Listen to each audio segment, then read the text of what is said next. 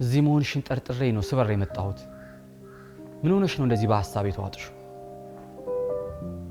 ምን ነው በሰላም? የኔን እንተውና አንቺ ምን ሆነሽ ነው እንደዚህ በሐሳብ የተዋጥሽ? ቆረሾቹ መጣው ዝተውብን ከሄዱ በኋላ በመንደሯም ሆነ እዚህ ባለው ሰው ፍርሃት ነግሷል። ቆይ እዛ ባላችሁት እሺ፣ እዚህ ባላችሁት ምን አድርጉ ነው የሚሏችሁ? ያደረሱባችሁ ነገሮች አሉ? ዛቻቸው አስደንግጦናል። ከዛሬ ነገ መጣው ምን ያደርጉን ብለን ፈርተናል። እና አይፈፍሬ ሰነይ በአባቴ ጥርጥር አይግባሽ። ወደ ቆሮሾች ወርጄ ጠላቶችሽን ጠራርጌ ነው የምመለሰው። አዎ የዛን ጊዜ እናንተም በሰላም ትኖራላችሁ።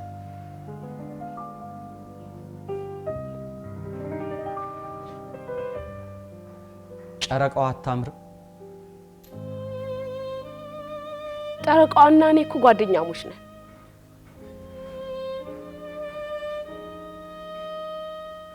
እንዴት? እንዲህ ብቻዬን ስሆን እናወራለን። አንቺም እንዴት ነው አንቺ? እኔም ሌት እንቅልፍ እምቢ ሲለኝ ከጨረቃ ጋር ማውራት ያስደስተኛል። ምን እያልክ? እሱ ሚስጥር ነው። ካንተ ልስማው ብዬ ነው እንጂ ሁሉንም ነገር ነግራኛለች።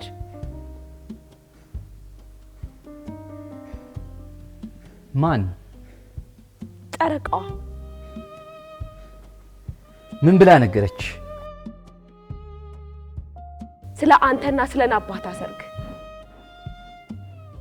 ለምንድን ነው ያልነገርከኝ?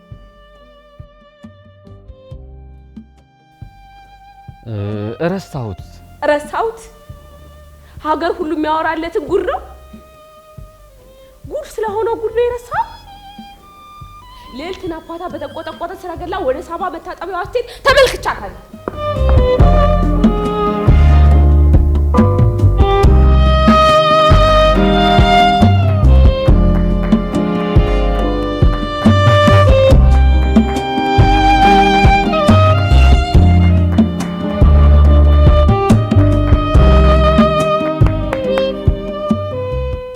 አዲስ እንግዳ እምዬ ብረቷ ንጉስ አርማ የመጨረሻው ፍርድና ከ20 በላይ ቲያትሮችን ያዘጋጀ ከዛ ባሻገር ደግሞ በቲያትር መምህርነትም ብዙ ስራዎችን ሰርቷል። በፊልም ዝግጅት በኪነ ጥበብ ሙያ ላይ ረጅም ዓመት አገልግለዋል። አሁን የተመለከታችሁት ደግሞ አጭር ትዕይንት ከ30 ዓመት በፊት ንጉስ አርማ ቲያትርንም ያዘጋጀ ባለሙያ ነው። የዛሬው የአዲስ እንግዳ ፕሮግራማችን እንግዳ ማን ያዘዋል እንደሻው። የዛሬው ምክንያታችን ማን ያዘዋልን እንግዳ ያደረግንበት ደግሞ ሁለት ቲያትሮች አሉ። ለ7 ዓመታት በብሔራዊ ቲያትር እየታየ የሚገኘው እምዬ ብረቷ ቲያትርና አሁን ደግሞ ሀገር ፍቅር ቲያትር ቤት የመጨረሻው ፍርድን የተሰኘ ቲያትርን ለተመልካች እያሳየ ይገኛል። የዛሬው የአዲስ እንግዳ ፕሮግራማችን እንግዳ በእነዚህ ሁለት ቲያትሮች ምክንያት በማድረግ ከማኔ ጋር ቆይታ እናደርጋለን። መልካም ጊዜ እንዲሆንላችሁ እንመኛለን።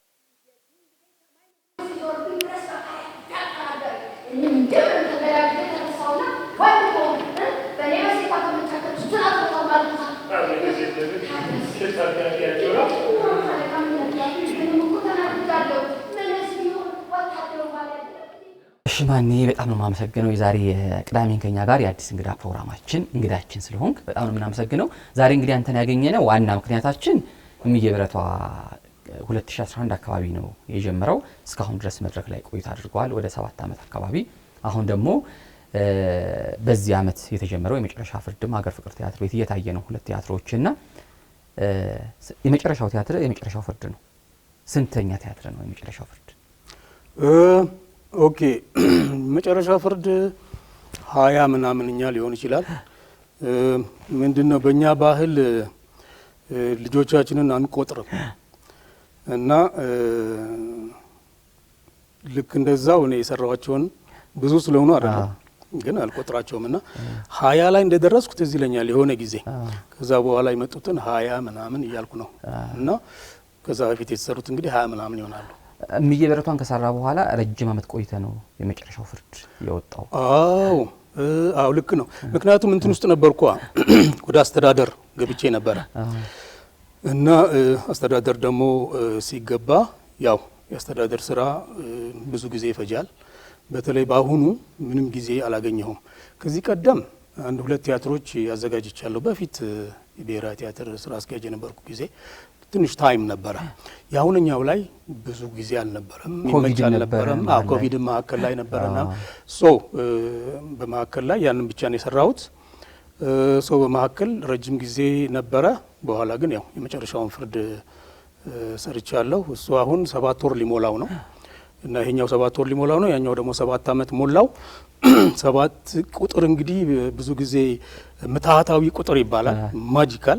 ስለዚህ የሁለቱ እንደዚህ መገጣጠም ጥሩ ስሜት ይሰጠኛል። እንግዲህ በሁለቱ 7 መካከል ደግሞ እንግዲህ አዳዲስ ስራዎችን ለማውጣት እያሰብኩ ነው። 7 ዓመት የሚየበረቷ ቲያትር ይቆያል ብለህ አስበህ ነበር ቲያትሩ ሲከፈት? ኖ በጭራሽ። ምክንያቱም አንደኛ እንግዲህ ከዚህ በፊት የሚቆዩ ቲያትሮች ወይ በጣም አስቂኝ መሆን አለባቸው፣ አለዛ ደግሞ ወይ የሚያስለቅሱ መሆን አለባቸው እንጂ ይሄኛው ቁም ነገር አለው። ከቁም ነገሩ ጋር አብሮ ለዛም አለው እና የተወሰነ ጊዜ ከታየ በኋላ ይቆማል የሚል ሀሳብ ነበረኝ። ነገር ግን በሆነ መንገድ ተመልካቹ ጋር ደርሷል ሲመስለኝ። ምክንያቱም የሚያነሳው ነገር ስለ አገር ጉዳይ ነው፣ ስለ ሰላም ጉዳይ ነው። ምናልባት ያ ሰዎች ልብ ውስጥ የገባ ይመስለኛል።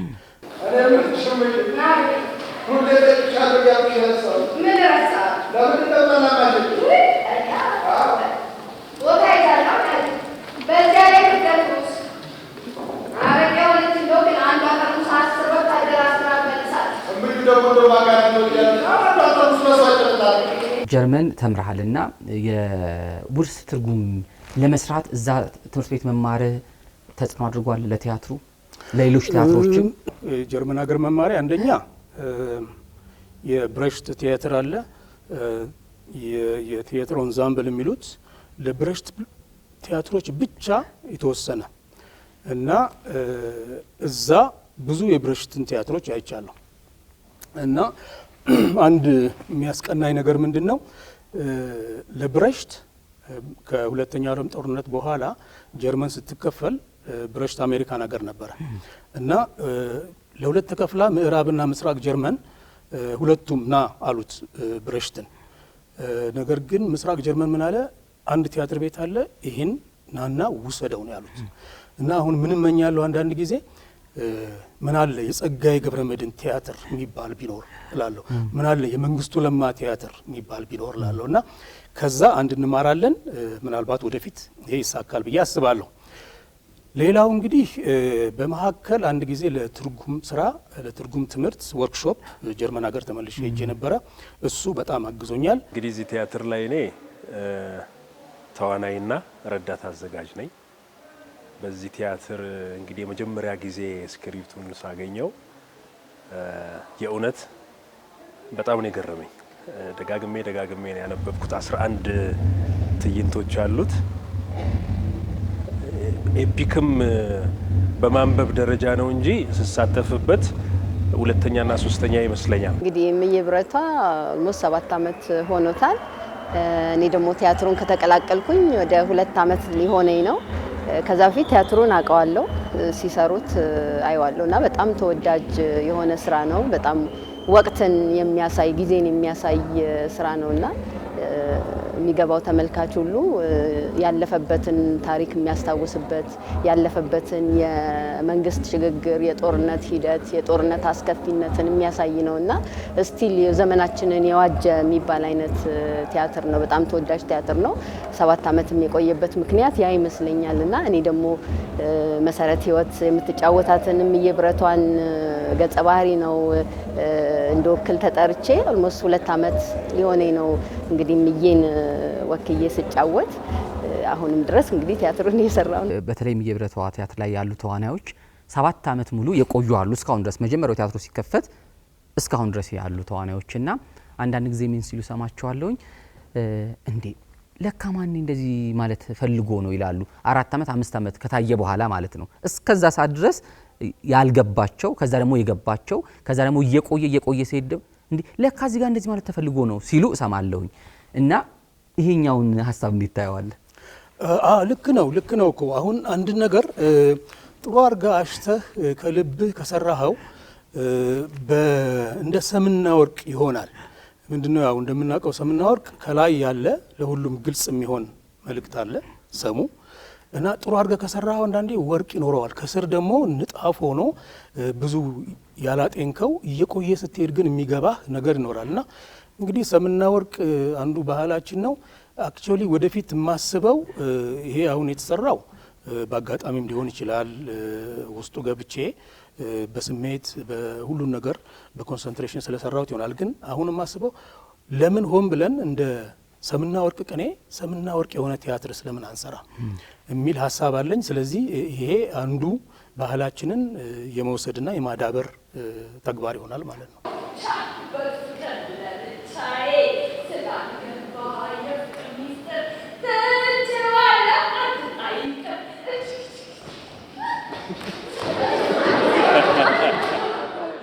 ያው ማን ያዘዋል በዝግጅቱ ላይ ምንም አንድና ሁለት የለውም። በጣም ጎበዝ አክተር ነው፣ አዘጋጅ ነው፣ ያው ደራሲም ነው፣ ጸሐፊም ነው፣ ጸሐፊ ተውኔት እና እኔ ከማደንቃቸው ዋና ሰዎች አንዱ ነው ብዬ አምንበታለሁ። እና ስራው እርግጥ ነው በጣም ቤር ነው ማለት ብዙ ቁሳቁስ ምናምን የማይፈልግ ነው።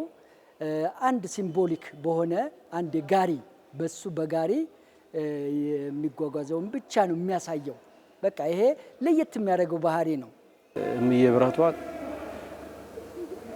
የተጻፈበት መንገድ ሲዘጋጅ ቀለል ብሎ የተዘጋጀ ግን ደግሞ በእያንዳንዱ ሰው ውስጥ በእያንዳንዱ ሰው ልቦና ውስጥ መቅረት የሚችል የዛሬ 20-30 ዓመት መለስ ብለህ ብታየው ብታስበው ራሱ ውስጥህ የማይጠፋ ቲያትር ሆኖ የተዘጋጀ ቲያትር በመሆኑ ነው አሁንም ስቲል አሁን ድረስ ተመልካቹ የሚያየው።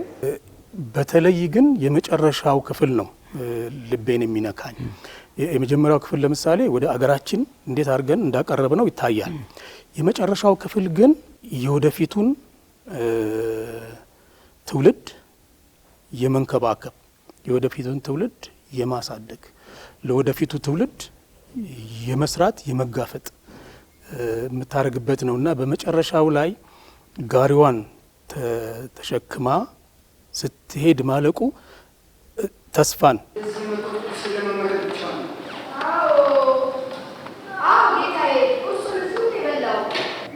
በጣም የሚገርመው የቲያትር ዝግጅቱ የሚለይ ነው። እንዴት መሰለ ላይክ ስክሪፕቱን ስናነበውና ሲተገበር ስክሪፕቱ ያው ሳም የገባን ነገር ነበረ። ከዛ ስክሪፕቱ ደግሞ ሲመደረክ በጣም ነው ይበልጥ ይገባል። ተረዳኸኝ? ይበልጥ ገባኝ ሲመደረክ ስቴጅ ላይ ሲወጣ ማለት ነውና በጣም ነው የተገረምኩበት። እያንዳንዱ እንቅስቃሴ፣ እያንዳንዱ ዲያሎግ፣ እያንዳንዱ ሚውዚክ በትርጉም ነው የገቡት። ይሄ በጣም ስክሪፕቱ ምርምር የሚፈልግ እንዲሁም የስነ ጽሁፍ ተመራማሪዎች መጥተው ቢመራመሩበት ብዬ አስባለሁ እና በጣም እየተገረምንበት እየተማርንበት ያለፈ ስክሪፕት ነው። በዝና እንግዲህ የኢትዮጵያ ኪነ ጥበብ ባለሙያ በሙሉ የሚያደንቀው የሚያከብረው ባለሙያ ነው። ከዛ ይሄኛው ሶስተኛ ስራ ነው። የፍቅር ማዕበል አለ የሙሉ ሰዓት። ከዛ በጣም ኤክስትራክት ተደርጎ ደግሞ ንጉስ አርማ ላይ ሰርቻለሁኝና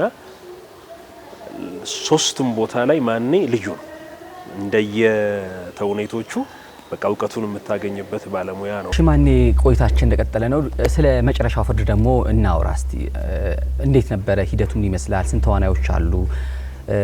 ከእምዬ ብረቷ ቲያትርስ ምንድነው የሚለየው? በደንብ የተዋንያን ብዛት ተቀራራቢ ነው። ይሄኛው ወደ 50 ተሳታፊዎች ነው ያሉት አጠቃላይ። ወል እንደገና ብሬሽት ነው ይሄኛውም። ነገር ግን ትዕይንቶቹ እነዚህ በጣም ብዙ ናቸው። አጫጭር ሆነው በጣም በርካታ ናቸው እና ስንጀምረው እንዲያውም አንዳንድ ሰዎች በፊልም ልታግዘው ነው ወይ? ምክንያቱም አለበለዚያ ይሄ ሁሉ በመድረክ ላይ ለማቅረብ ይቸግራል ነበር አሉኝ። እኔም ትንሽ ፈርቼ ነበርና ከእምዬ ብረቷ ትንሽ ያስቸግራል እና በተጨማሪ ደግሞ ቅድም እንዳልኩት ሳልሰራ ቆይቼ ስለነበረ አንዳንድ ጊዜ አታውቀውም ሊጠፋብህ ይችላል አንድ ቦታ ስትቆይ ሌላኛው እየደበዘዘ ሊሄድ ይችላል እና ምናልባት ማዘጋጀት ጠፍቶብኝ ቢሆንስ? ምክንያቱም ሊጠፋ ይችላል እና እሱ አንድ የፈራሁት ነገር ነበረ፣ የተጠራጠርኩት። ሌላው አብዛኞቹን ተዋንያን አላቃቸውም፣ አዳዲስ ናቸው እና ከአዳዲስ ሰዎች ጋር መስራት እንግዲህ ባህሪያቸውን እስክታቅ ድረስ እንደዚህ ትንሽ ያስቸግራል። ነገር ግን እየቆየ እየተግባባን ሄድን።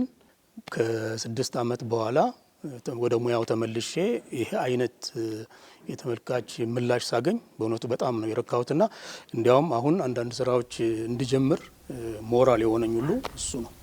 ከ30 ዓመት በፊት አካባቢ 25 ዓመት በፊት ንጉስ አርማሃ አንተ አዘጋጅተዋል። ትልልቅ እንደዚህ ብዙ ተዋናዮች ያሉበት ቲያትሮች ናቸው የሚማርኩ ወይስ ደግሞ ወደ ሳሎን ቤት ስንገባ እነ እንግዳን ማንሳት እንችላለን?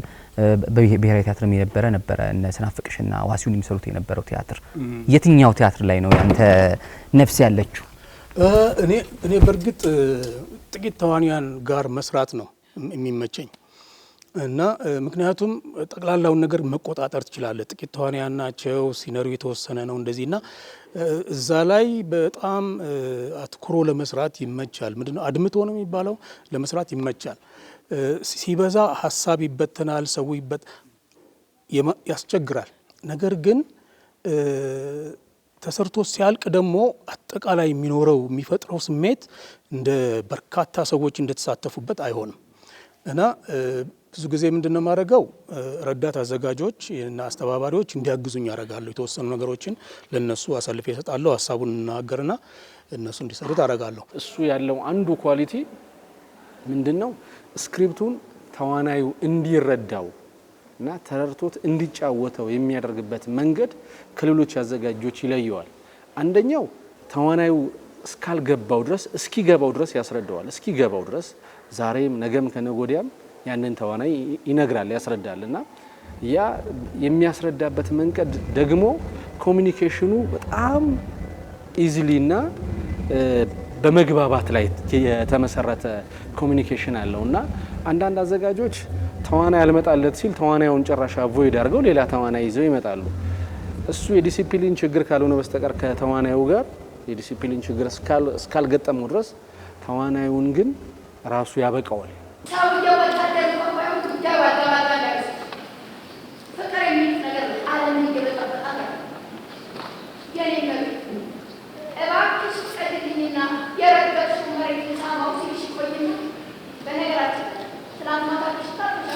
ከባድ ነበረ ግን ያው እስካሁን እንግዲህ ተወተናታል። ከጊዜ ወደ ጊዜ ደግሞ ቲያትር በጣም ደስ የሚለው አንዱ ነገሩ በሰራኸው መጠን ካራክተሩ እየገባ ከሌሎች ተዋናዮች ጋርም እየተመካከርክ ስትሄድ የበለጠ ሞር እያሻሻልከውና በደንብ ዲቴል እየጠለክበት ስትሄድ የበለጠ ካራክተሯን አግኝታት እያማረች የሚሄድ ነው።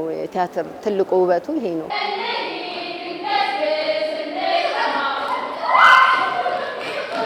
ማኔ ቲያትር ሲያዘጋጅ እንደ ድንገት ደግሞ የሚመጣለት ሀሳብ አስቦበት ከመጣውና ሊያዘጋጅ ብሎ ትኩረት አድርጎ ከመጣው ይልቅ እንደ ድንገት ተዋናዮቹ እየተወኑ የሚመጣለት ሀሳብ በጣም የሚማርኩናል ይላሉ ተዋናዮቹ።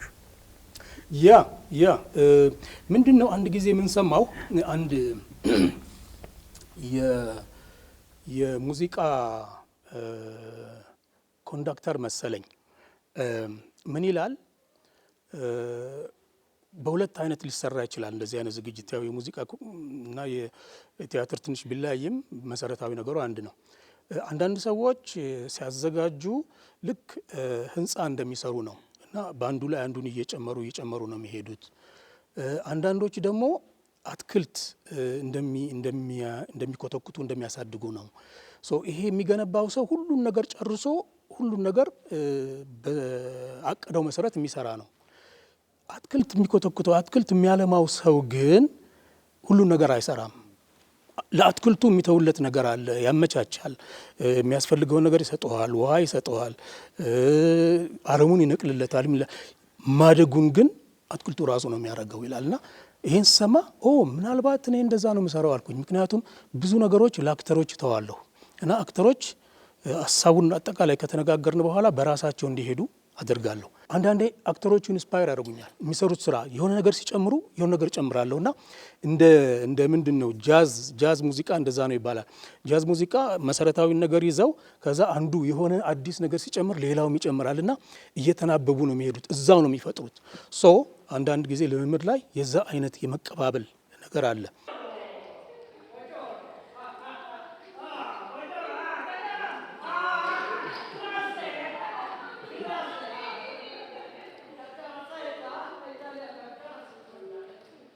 የማኔ ምንድነው ነፃ ያረጋል።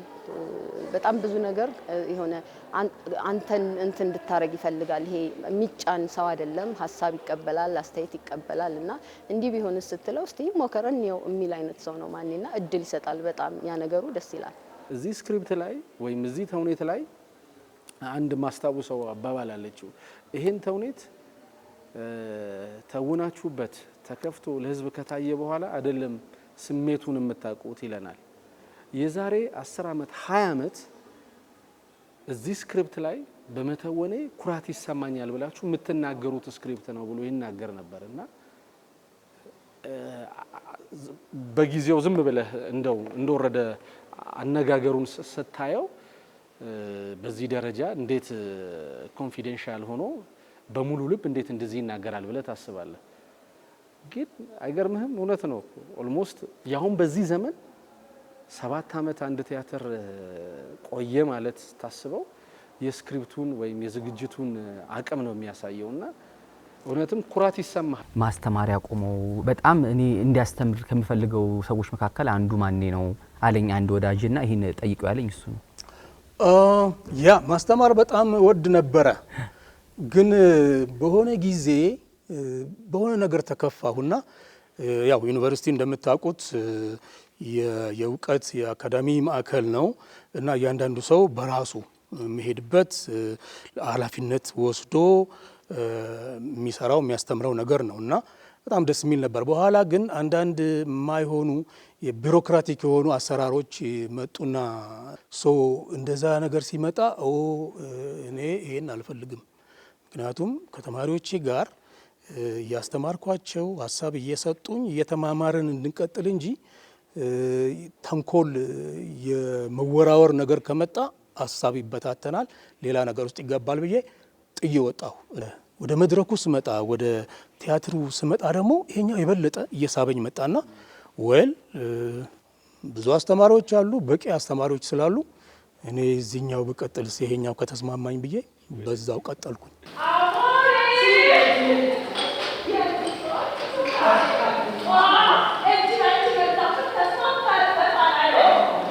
በጣም ለየት ካለ ከኮንቬንሽናል ቲያትር ወጣ ያለ ነገር በጣም መስራት ይወዳል እንጂ ብዙ ቲያትሮችን በኤክስፐሪመንት እንደሰራ ከዚህ በፊት በአዲስ አበባ ዩኒቨርሲቲ ያለው እሱ አሁን ወጥቶ እነሱ ሁሉ መጥተው ቢታዩ በእውነት ህዝቡን ለየት ባለ ሁኔታ ማስለመድ ይመስለኛል። ብዙ ነገሮች አሉት። ብዙ እምቅ ሀብት አለው፣ እንትን አለው፣ ችሎታ አለው። ስህተትን እንዴት ወደ ጥሩ ነገር እንደሚቀይር አይቼ ስገረም ነበረ። እንደ አጋጣሚ የኔ ካራክተር ባህሩ ይባላል እና የትግርኛ ቋንቋ ተናጋሪ ሆኖ ነው ፐርፎርም የሚያደርገውና ዳይሬክተሩ በአጭር ጊዜ ውስጥ ትግርኛ ቋንቋ እዚህ ጋር ረዘም ያለ ትግርኛ እፈልጋለሁ ራስን ማዘጋጀት አለብህ ሲለኝ ወንድሞቼን አካባቢ ላይ ያሉ ትግርኛ ቋንቋ ተናጋሪ ልጆች ነበሩ። አታልቲ ተስፋ ኪሮስ በዚህ አጋጣሚ አመሰግናለሁ።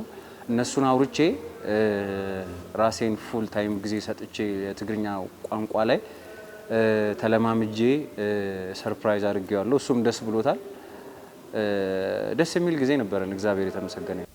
አንድ ቲያትር ረጅም ዓመት መታየት አለበት ብለህ ታስባለህ? እንግዲህ የሚወሰነው በተመልካቹ ነው። ተመልካች ካለው ዋይናት። ነገር ግን አሁን ይህን ጥያቄ በአንድ በኩል ሳየው ለምሳሌ የተወሰኑ ቲያትሮች ዘግተው ይዘው ሌላ አዲስ ነገር እንዳይመጣ ካረጉ መልካም ላይሆን ይችላል። ሌሎች ነገሮች አዳዲስ ነገሮች እንዳይመጡ ሲመስለኝ ግን የውጭዎቹ ምንድን ነው የሚያደርጉት? አንደኛ ውጭዎቹ ያፈራርቃሉ። ለምሳሌ አንድ ቲያትር 1 ዓመት ከታየ 1 ዓመት ከታየ ስል ግን በየሳምንቱ አይደለም በየቀኑ ማለት ነውና 1 ዓመት ታየ ማለት ምናልባት 1 ቀን በመካከል ያርፉ ይሆናል። በሳምንት 6 ቀን ይታያል። ስለዚህ 1 ዓመት ከታየ በኋላ ሌላ ይተካሉ። ያ ቲያትር ግን ቆመ ማለት አይደለም። ሜቢ ከ3 ከ4 ወር በኋላ ወይ ከ1 ዓመት በኋላ እንደገና ይመጣል። ስለዚህ እንደዚህ ሮቴት የሚያደርጉበት አሰራር አለ። እንግዲህ ስንጀምር የነበሩ እስካሁን ድረስ 7ቱንም ዓመት የነበሩ ተዋናዮች አሉ፣ በመሀል ያቋረጡ አሉ። ከጀመርን በኮቪድ ጊዜ 1-10 ወር አቁመነው ነበር። በሀገራዊ ደረጃ ዝግ ስለነበረ ያን ጊዜ አቋርጠነው ነበረ። ከዛ በኋላ መጥተው ያልቀጠሉ አብረውን ያልቀጠሉ ሰዎች አሉ። ግን የሚመጡት ተዋናዮች ደግሞ መሄድ አይፈልጉም። ለምን? እምዬ ብረቷ እንዳልኩህ ውስጣችንን እንድንመለከት በር የምትከፍት ተውኔት ስለሆነች ሁሉም ሰው ወዶት ነው የሚቀረው። በጣም በአስገዳጅ ሁኔታ ካልሆነ በስተቀረ ራሱን ከተውኔት ውስጥ የሚያወጣ ሰው የለም። ትልልቅ መድረኮችን ኢሮፕ ላይ አይታቸዋል፣ ቲያትሮች እንዴት እንደሚሰሩና እኛ ጋር ያለው አሁን የቲያትር ቤት መድረኮች በተለይ ደግሞ አዳዲስ ቲያትር ቤቶችም ብቅ ብቅ እያሉ ነውና እንዴት አያቸው? በጣም ዘመናዊ ናቸው። እንዲያውም አሁን አዲስ ሊሰራ የጀመረው ብሔራዊ ቲያትር ጎን ያለው ቲያትር ቤት እንደዛ አይነት በጣም ዘመናዊ የሆነ እንትን ዲዛይን ያለው እና ለሱ ከማለቁ በፊት ዞረን እንድናይና ሀሳብ እንድንሰጥ እድል ሰጥቶን ነበርና አውሮፓ፣ ጀርመን፣ ኦስትሪያ እንደዚህ አይ ቲንክ ጣሊያን እነዚህ ቦታዎች ሄደን ነበር። በአጭር ጊዜ ብዙ ቦታዎች ሄደን እና ስናየው ጥንታዊ ቲያትር ቤቶች አሉ፣ ልክ የኛን የሚመስሉ በተለይ ጣሊያን ሀገር ብሔራዊ ቲያትርን የሚመስሉ ደግሞ በጣም ዘመናዊ ያሉ እና ወይ የእድገታቸውም ምልክት ነው፣ ማሳያ ነው። የዛ አይነት ዘመናዊ መድረክ ቢሰራ ጥሩ ነው። አሁን የተጀመረው ብሔራዊ ቲያትር ጎን ያለው እንትን አለማለቁ ቅር ይለኛል። ምክንያቱም በጣም በጉጉት ነበር የምንጠብቀው ብዙዎቻችን። እሱ በሆነ መንገድ ማለቅ አለበት። ችግሮች ሊኖሩ ይችላሉ፣ ግን ያን ችግር እንደምንም ብሎ ፈቶ አንድ ዘመናዊ ቲያትር ቤት ቢቋቋም ጥሩ ነው። ሌላው ግን የመድረኩ አይደለም። አሁን ቅድም እንዳልኩት ጋሽ መላኩ እኮ ቲያትር ቤት አግኝቶ አልነበረም ኢትዮጵያ የሚዞረው፣ ጠጅ ቤት ውስጥ ያሳይ ነበረ እኮ። የጠጅ ቤት መቀመጫ አግዳሚዎችን ምንድነው አገጣጥሞ እዛ ላይ የሆነ ነገር አድርጎ ይሰራ ነበር እኮ። ስለዚህ ሀሳቡ ካለ ፍቅሩ ካለ መድረክን ትፈጥረዋለ፣ ሰውን ታዳብራለ፣ ተመልካች እንዲበዛ ታረጋለ። ስለዚህ ጋሽ መላኩ የሰራውን ያህል እንዴት ነው አሁን መስራት የሚያቅተን? ስለዚህ አንዳንድ ጊዜ ምን ይባላል፣ የገሌ አጥንት እሾህ ሆኖ እንዳይወጋን ይባላልና የጋሽ መላኩ አጥንት እሾህ ሆኖ እንዳይወጋን፣ እውነቴን ነው የምለው፣ እንትን ቲያትርን መልሰን በመላው ኢትዮጵያ ማስፋፋት መቻል አለብን። እንደዚህ ቲያትር አንዱ አድካሚ ጎኑ በየሳምንቱ እየመጡ መስራትን ይፈልጋል። በየሳምንቱ እሁድ ማታ መምጣትን ይፈልጋል። ስለዚህ አሁን እኔን ብትወስደኝ ለ7 ዓመት ምናልባት እሁድም 8 ሰዓት ሌሎች ቲያትሮችም ስለነበሩኝ ከዚህ ቀደም እሁድ ከ4 ሰዓት ከ5 ሰዓት በኋላ ምንም አይነት ፕሮግራም አልይዝም። ዘመድ ቢሞትህ፣ ክርስትና ብትጠራ፣ ሰርግ ቢኖርብህ፣ የዘመድ ሰርግ፣ ወንድምህ ቢያገባ ሰርጉ ላይ አትገኝም፣ ቲያትር ስለሆነ ማለት ነው። እና እንዲህ አይነት መስዋዕትነቶችን እንድትከፍል ትገደዳለህ ተዋናይ ስትሆንና እዚህ ተውኔት ላይ አንዱ አስገራሚው ነገር ምንድነው? ባክስቴጁ ሰላማዊ ነው እና ያ ሰላማዊ የሆነው ባክስቴጅ ስቴጁም ሰላማዊ እንዲሆን አድርጎታል። የእምዬ ብረቷ ቲያትር ተዋናዮችና ለመጨረሻው ፍርድ ተዋናዮች የምትላቸው ነገር ካለ? በተለይ እምዬ ብረቷ ላይ 7 ዓመት ቆይተዋል ተዋናዮችና እንደ 7 ዓመት እንደቆየ ቲያትር እንደ ቲያትሩ አዘጋጅ ለተዋናዮች ለአዘጋጆች ደግሞ የምትለው ነገር ለተመልካችም? አዎ መጀመሪያ እንግዲህ ቅድም እንዳልኩት ለዋሲሁን በላይና ለጌትነት ተካ ከፍተኛ ምስጋና ማቅረብ ወዳለው ትልቅ ሸክም ነው የተሸከሙት። ሌላ ተዋንያኑም ቢሆኑ የሚገርሙ ናቸው። 7 ዓመት አንድ ነገር መስራት ቀላል አይደለም። ምክንያቱም ከህይወት ውስጥ በሳምንት 1 ቀን ለዛ መድበህ መኖር ከባድ ነው። ምክንያቱም በኑሮ ላይ ብዙ የሚያጋጥሙ ችግሮች አሉ እንደ ማንኛውም ሰው እና ያን ሁሉ ተቋቁመው 7 ዓመት ማስቀጠል መቻል ከባድ ነገር ነውና በአንድ በኩል ከፍተኛ ምስጋና አቀርባለሁ። በሌላ በኩል ደግሞ እንኳን ደስ አላችሁ 7 ዓመት ይሄንን መስራት ራሱ ታሪክ ነው ብዬ እንኳን ደስ አላችሁ ማለት ፈልጋለሁ።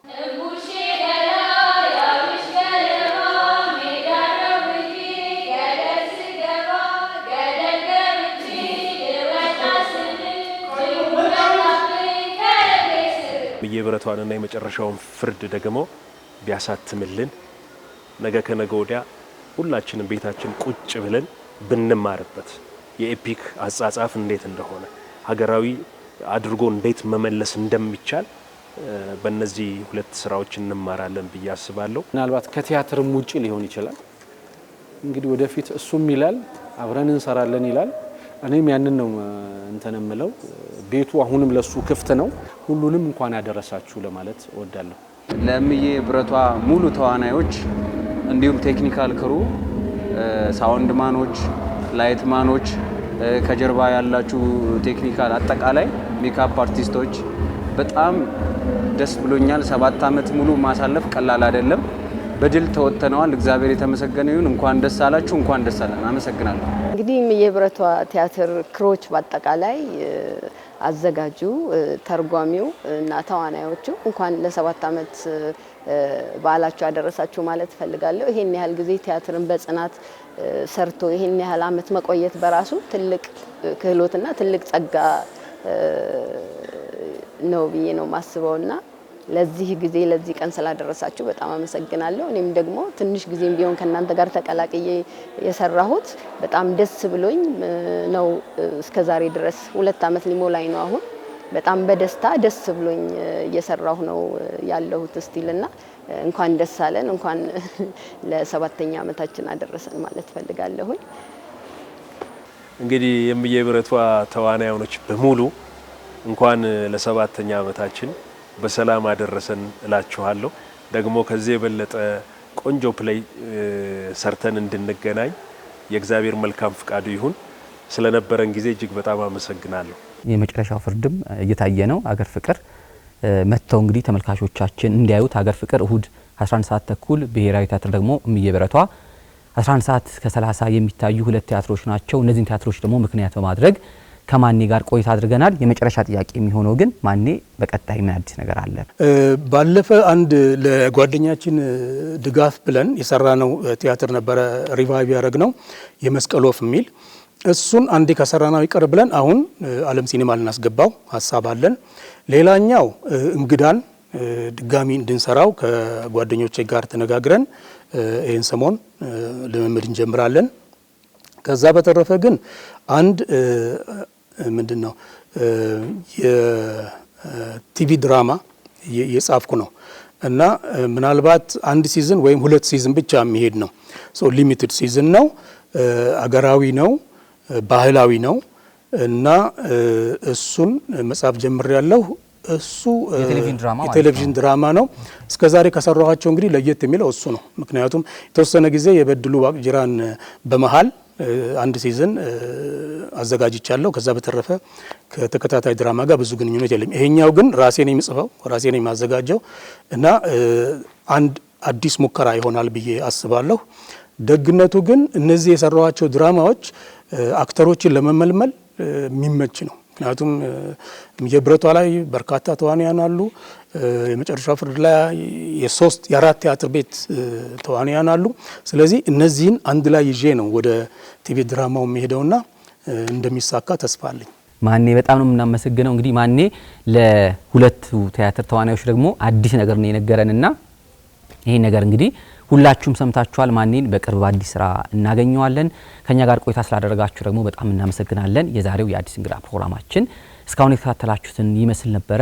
መልካም የመዝናኛ ቀን ይሁንላችሁ። ማኔ እንወዳለን።